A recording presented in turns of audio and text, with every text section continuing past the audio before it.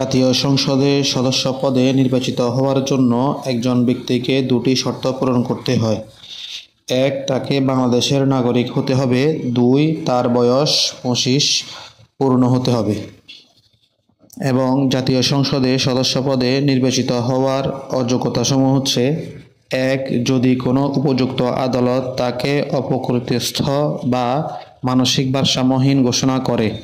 ২. যদি তিনি দেউলিয়া ঘোষিত হওয়ার পর দায় থেকে অব্যাহতি লাভ না করে থাকে।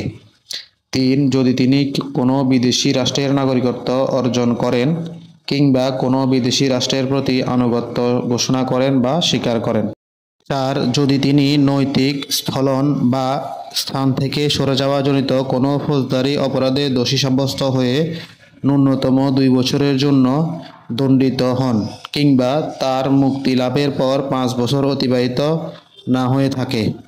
৫. যদি তিনি প্রজাতন্ত্রের কর্মে লাভজনক পদে অধিষ্ঠিত থাকেন। এবং ৬. অন্য কোনো আইন দ্বারা তিনি যদি সংসদ সদস্য নির্বাচনের অযোগ্য বলে গণ্য হন।